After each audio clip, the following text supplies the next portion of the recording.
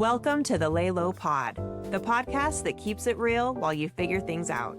I'm Erin, and let's lay low. If you're in a season of becoming where life doesn't look how it used to, but not quite how it will, you're in the right place. Sometimes to grow, you have to lay low.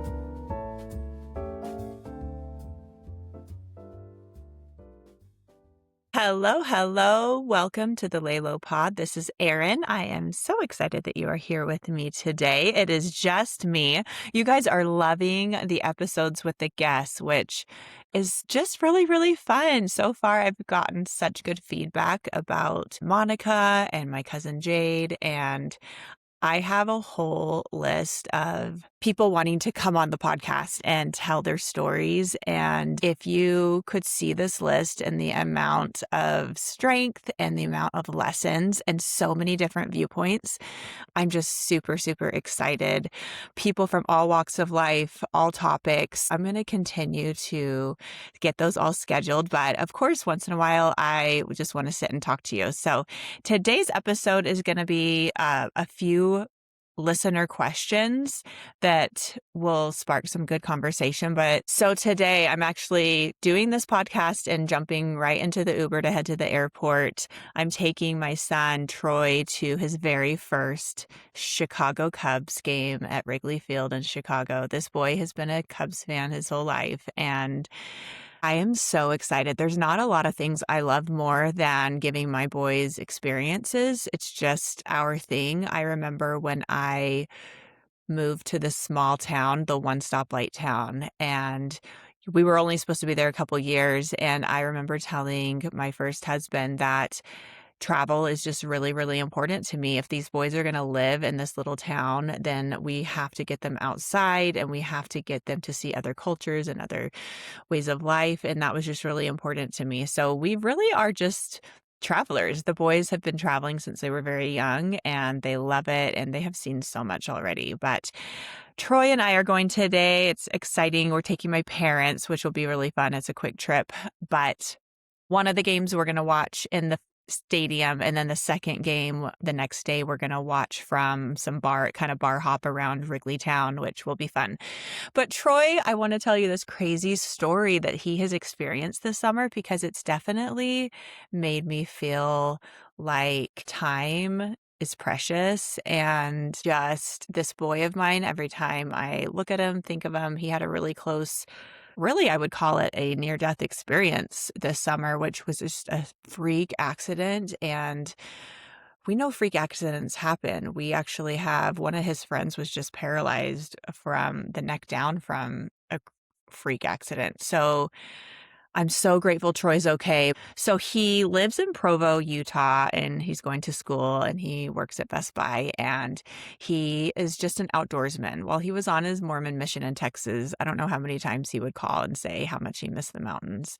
And he just couldn't wait to get back to the mountains. He just loves to hunt. He loves to fish. He loves just to do dirt bikes. He loves to just explore. And that's just who he is. His apartment is right next to the Provo River, which is a really great fishing river. It was just a day after work and he wanted to just head out to the river and go fishing. He has been fishing his whole life, and one of those things you don't even think twice about. And he was by himself, and he had just gotten some new reels and some stuff he was just super pumped about and wanted to get out and start using it. So he goes out by himself and he's out standing in the middle of the river and he's just casting and everything's fine. And he hears a noise, and all of a sudden a tree hits him.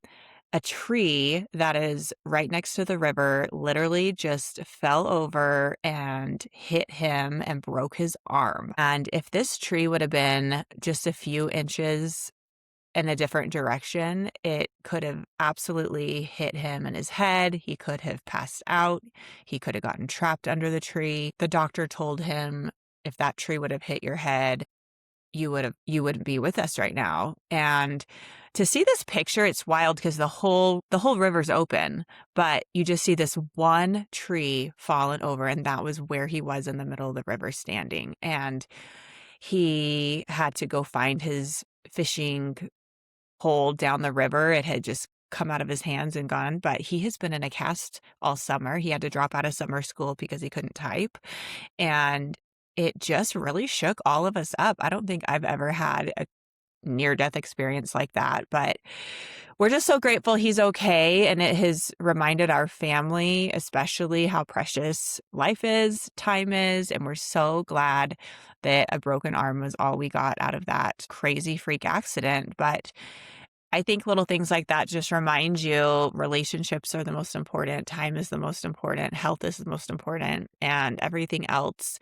you just have to take it for what it is. So we are taking a couple days off work and we are going to go have a little fun this weekend. So I'm excited to show him. It's his very first time in first class, which he's only getting because I had a Delta companion ticket. I am one of those parents who will be in first class and put your kids at the back. I have no idea why that's not okay. I mean, I probably wouldn't do that with little kids, but my kids, I wave to them as they get on the plane from my first class seat, and I'm like, okay, see you when we get there. But he's excited, so it's fun to give him a little taste of being spoiled, and hopefully he loves it and he decides he wants to work really hard. So he is always in first class because that is definitely how I looked at it and I got there myself. So he's going to be a pilot though. So let's be honest, he's going to be in first class in the cockpit, right? I am going to get into our very first question from a viewer. I think that I just want this to always be an interactive conversation. I want you to feel like I'm in this with you. I want you to feel like you can message me, you can ask something. Chances are, if it's on your mind, it's most likely on other people's minds. So I think we just need to share our questions, keep this conversation going, and we can all benefit from it. What's something you're still figuring out that people probably assume that you have figured out? And the first thought was absolutely work. I consider myself an entrepreneur. I have spent my career in sales and marketing and building sales teams and recruiting and training. And I'm passionate about meeting people, finding their talents, getting them set up for success, and helping them grow. And I've been doing that my whole career, and kind of everything has gotten me to this point. It's been a little crazy. Since last summer, I have been running this business fully by myself. I have just really had my head down, and a lot of times it just feels like survival mode, just doing exactly what is right in front of me and getting it marked off the list and just continuing to show up every day, handle what needs to be handled, work on growth, work on systems. And that's kind of where I've been for the last year. And people probably do look at me and think I have it figured out. And yep, she owns her own business. She has had all of this success and I know what I'm doing. And I am the first to tell you that I learn as I go. And I think any business owner probably feels the same way, that you're just constantly solving problems, and whatever the problem is, you find the solution. And to me, that is figuring it out as I go. And that is how this business has grown step by step. While I've been running this business by myself, I've had to really learn to trust myself. And that is something that even in my personal life, I have struggled with since my divorce. I think being raised Mormon, I didn't really trust myself on anything because I trusted the church so much. I trusted that they had it figured out, so I didn't need to worry about anything. You know, they knew how I could get to heaven. They knew how I could have a happy life. And so I just followed their structure of what I needed to do to get to heaven, truly. Part of that is being married to another Mormon who feels the same way, that you can kind of grow together. So that's kind of where I was for so long. And I didn't need to trust myself. I could go to everybody for answers in the church and have it figured out. I think that is extremely hard at first. It's actually a breakdown of your identity, of your thought process. Everything is just shaken up when you decide that an organization that you've trusted your whole life is something that you can't trust anymore. And that has to turn into trust for yourself. And I went through a lot of growth during that time where I just had to get really in touch with my inner voice and learn one small decision at a time that I could trust myself. And, I didn't always make great decisions, and it's really hard to trust yourself after you have made a bad decision. And that's something that I definitely connect with because it's so easy to look back and think, why in the world did I do that? Because that was not smart. That had a consequence. What was I thinking? I can't be the only one that thinks that. But how I have learned to really trust myself after making decisions that didn't go right, whether in my personal life, my business.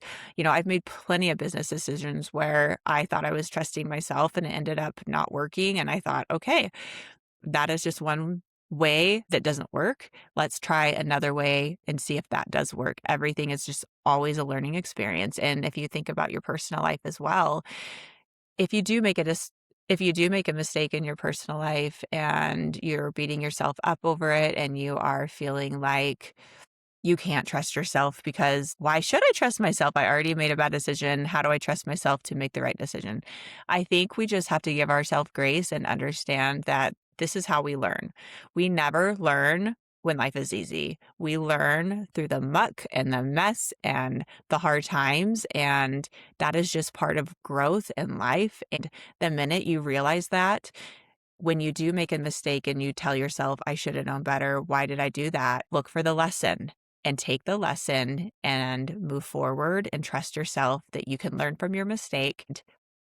The next time you're presented with that situation, you're going to make a better decision. And I don't think anyone has everything figured out. I definitely don't, but maybe the answer is just learning to really trust ourselves with the decisions ahead of us and give ourselves some grace to figure it out on our own. And if by chance it doesn't work, we take the lesson, we move forward. But I think learning from your mistakes is something that is the easiest solution for wanting to know how to trust yourself. Give yourself that grace that I'm going to just learn as I go. I might make a mistake, but I'm going to do my best to learn from it.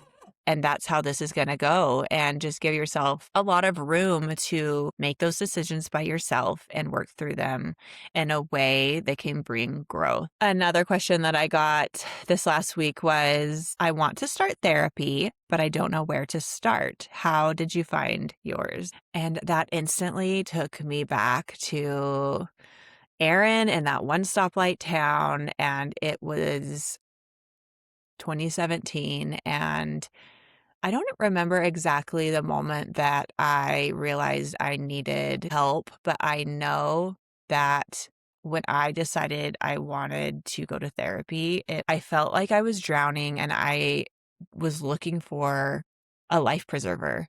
And to me, an outside source who could give me advice, somebody I could trust, somebody who is wiser than I am, who has more tools than I have, could throw me that life preserver and help me out of the deep waters.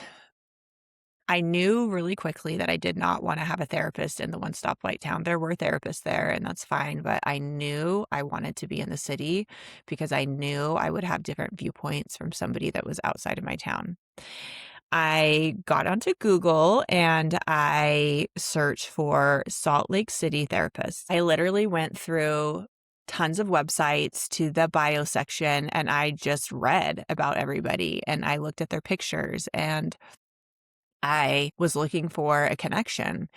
And I remember Heather's website and I remember her picture and I remember looking at her thinking, this is somebody that I can trust. Plus, I loved her website. She was downtown Salt Lake City. She was beautiful. And I just felt like, okay, this is who I want to reach out to. I sent her an email and I have dug through my emails and I cannot find it. I wonder if it's in my file with her. I'll have to ask her. But that very first email that I sent her, I've read a million times since then, and it was just heartbreaking.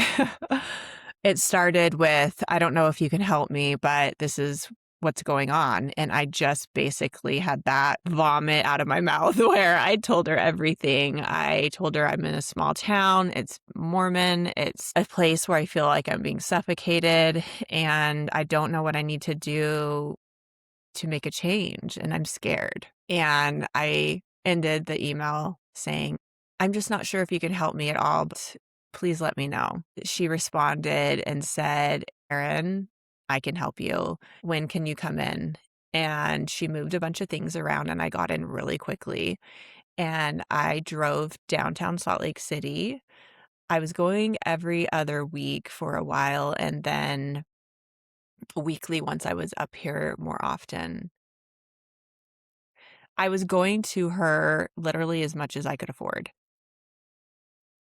Session by session, I felt like I could breathe. I felt like there were tangible steps in front of me that I could work on to get myself to a more aligned place. I talked through a bunch of my church feelings and my church experiences. That was definitely something that I talked about a lot at the beginning, but I found out later that my therapist's story was very similar to mine. And I've spent 8 years with her and she's changed my life.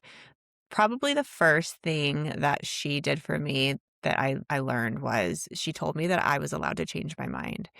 And nobody had ever told me that. And it sounds like such a simple phrase, but she gave me permission to think new thoughts and to see life differently. And that changed my life. Another thing I learned very early on was how I could learn to respond to conflict instead of react. I was very reactive in my marriage because I honestly just didn't know better. I had a lot of emotions, feelings. You guys, I'm a Scorpio. I'm intense. And I was dealing with my divorce in a way that I was just reacting. Every little thing he would do during the separation just got me so wound up. And Heather really taught me that I could choose how I handled the conflict. And Heather was so good. She knew I couldn't afford to come as much as I needed. And she would give me a lot of great book suggestions because books are free therapy. I just got out one of the books that she suggested, and it's called Loving What Is by Byron Katie. And it has been in publication for a long, long time, and people really love her method. But basically, she has 4 questions. So when you are in a spot with conflict, you work through these 4 questions and you're supposed to just write them out. And at the end of these questions, you're knowing how to respond to the situation.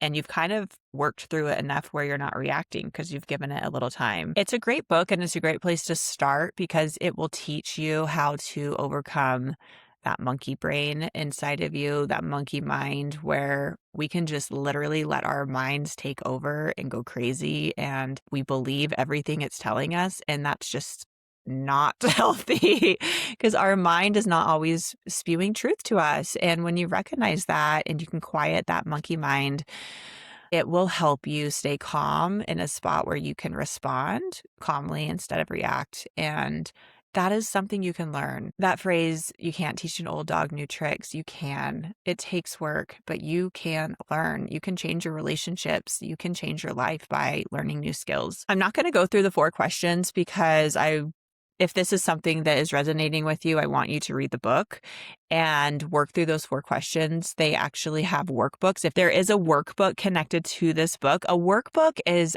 so great. So it's basically when there is a self-help book that is popular, a lot of times the author will publish a workbook.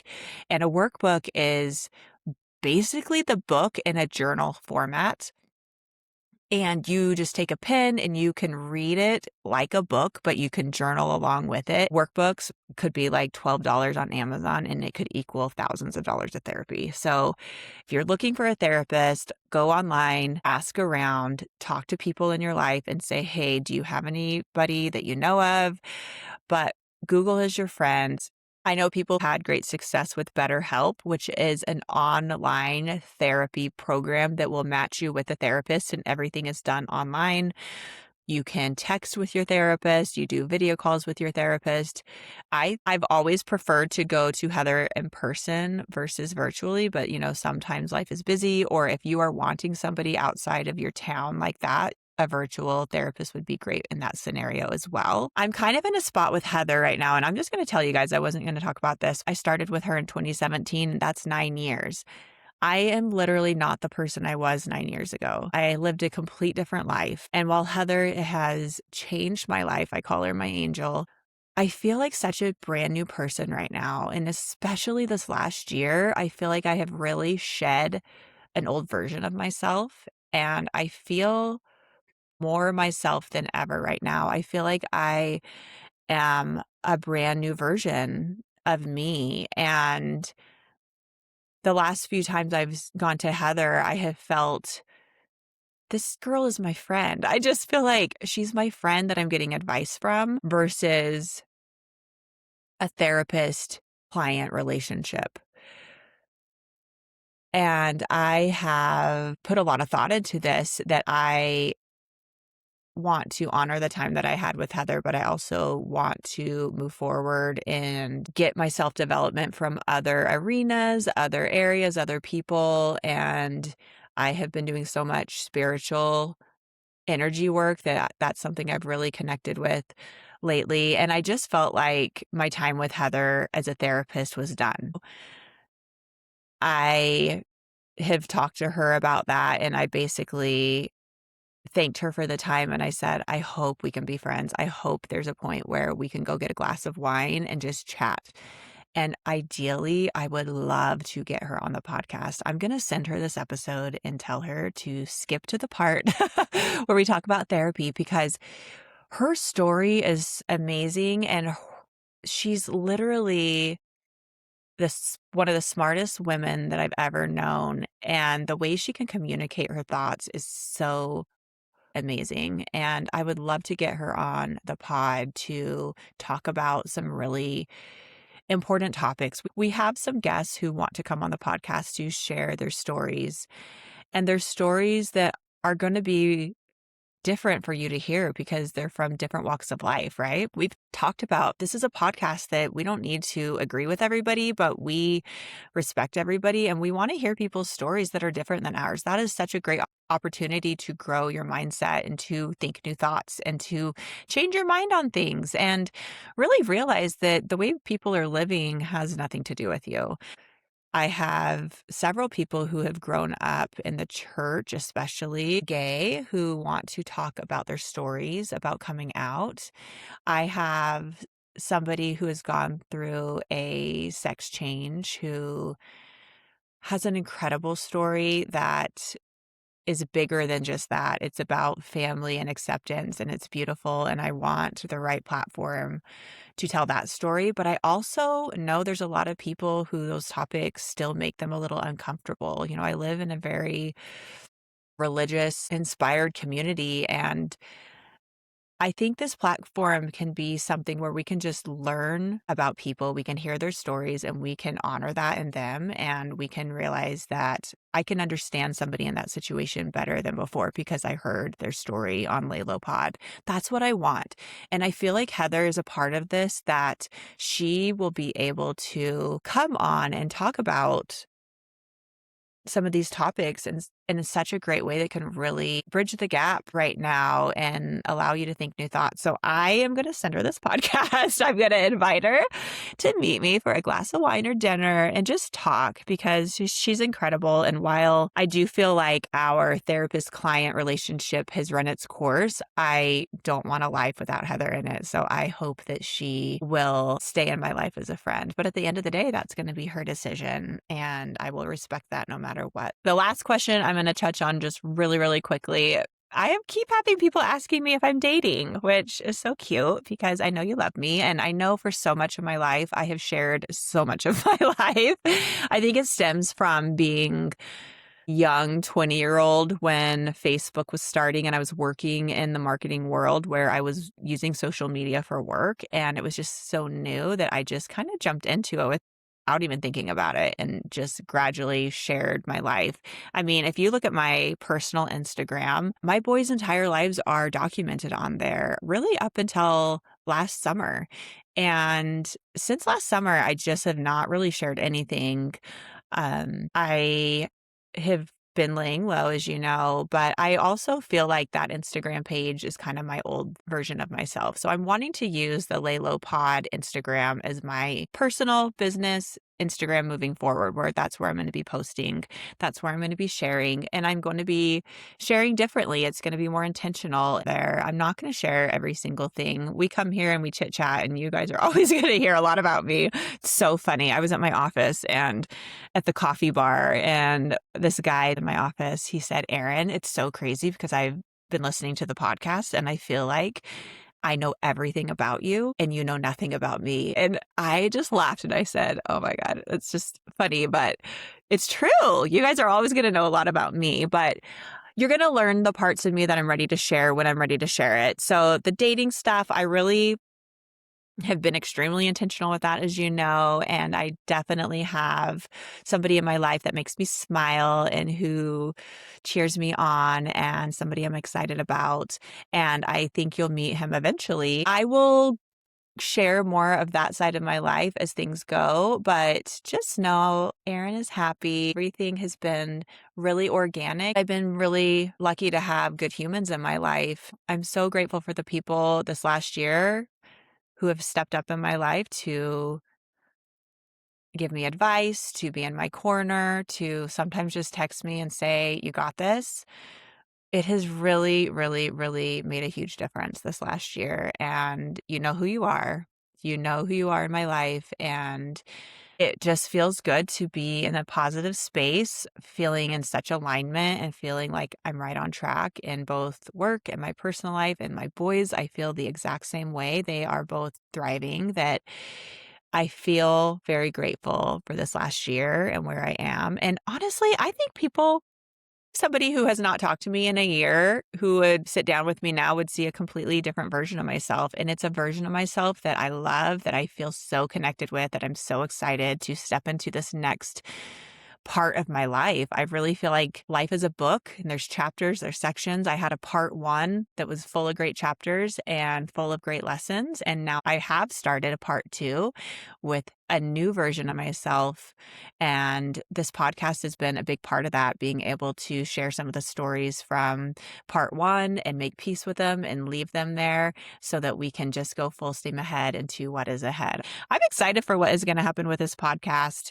I love you guys. If you could please go on to wherever you listen and rate the podcast, I am so grateful for that. Share it with anybody that you feel might connect with it as well. Things are growing right now, and I just love having this outlet to connect with you and to share my truths. It has been so good for me, and I just think this is the beginning of something really special. So love you all. Thank you for laying low with me. Continue to send in your questions for me, and we will continue to answer them. And we will have a guest on next week. It is somebody with a very vulnerable story. It's our first male guest, and he has never shared some of these things. And honestly, I know I'm going to learn a lot about him as he shares this story. I'm excited for him to be here. He's a very special guy with a special story, and I am cheering him on. And I think you will be too after you meet him next week. So thank you for laying low with me, and I'll see you next time.